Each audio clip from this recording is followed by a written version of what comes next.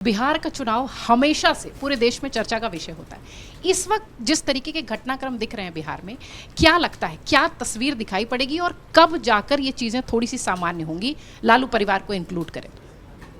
देखिए, अब तो वो हम उस दौर में हैं जहाँ निकाय के चुनाव भी बड़े चर्चा में आ जाते हैं। निकाय के चुनावों की एक एक सीट पर इतना कभी राष्ट्रीय स्तर पर चर्चा नहीं होती थी जो होने लगी। बीएमसी के चुनावों की चर्चा होती है। तो बिहार तो वो राज्य है जो देश की राजनीतिक तस्वीर को बनाने और बिगाड़ने में बड़ी भूमिका निभाता है, तो उसकी चर्चा होना स्वाभाविक है। और मैं अवधेश जी की इस बात से सहमत हूँ कि तस्वीर जब सारी साफ ही हो जाएगी और ये जो आप कह रहे हैं तो फिर हम क्या करेंगे? घुलमिल है, तभी तो उस घुलमिल में से कुछ निकाल कर थोड़ी तस्वीर बनाकर बातचीत में रखने की हम कोशिश करते हैं।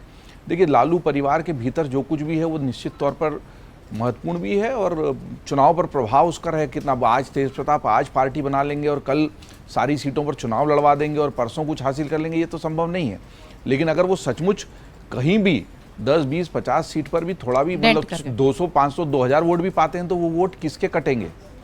ये तो गंभीर बात है ना। वो वोट एनडीए के नहीं कटेंगे, वो तो आरजेडी के खेमे में ही डेंट पहुंचाएंगे। हाँ, ये जनसुराज वाला जो मामला है ये किसको नुकसान पहुंचाएगा ये देखना बहुत दिलचस्प होगा। मैं भी इसको करीब से देखना, क्योंकि जिस तरह का जमीनी और सोशल मीडिया का कैंपेन चलाए हुए हैं प्रशांत किशोर, वो बहुत दिलचस्प है। वो जिस तरीके से बिहार के उस नए वोटर और उसके साथ साथ गांव के वोटर दोनों को अप्रोच कर रहे हैं, एक बड़ी टीम। और क्योंकि वो तो रणनीतिकार ही रहे हैं, वोटर तक अप्रोच करने के लिए वो भाजपा, कांग्रेस और तृणमूल कांग्रेस जैसी पार्टियों को स्ट्रेटेजी बनाकर देते रहे कि ये कैसे वोटर तक पहुंचा जाए।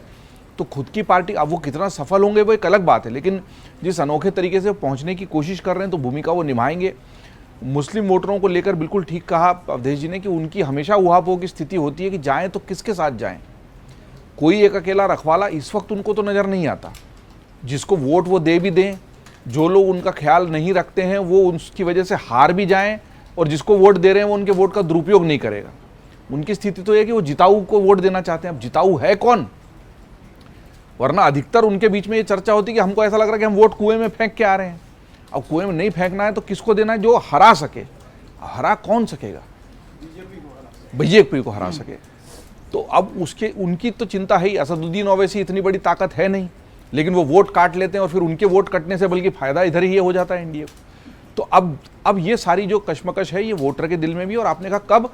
अब मुझे लगता है कि जो मोटी जानकारी आई है अब तक, वैसे पिछली तारीखें जो देखें तो 22 सितंबर, 25 सितंबर ऐसे, लेकिन शायद दशहरे का इंतजार है और दशहरे के ठीक बाद चुनाव की तारीखों का ऐलान हो सकता है। चुनाव की आचार संहिता भी लग जाएगी।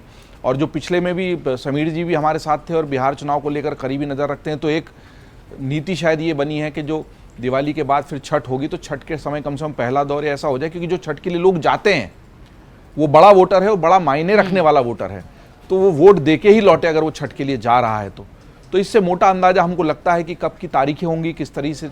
हम लोग लगातार कवर कर रहे हैं। 2 बार हम खुद, अमर उजाला भी अपनी टीम भेज चुका है, और अब हमारी जो सत्ता का संग्राम की यात्रा हर राज्य में हर चुनाव में होती है उसकी भी पूरी तैयारी है।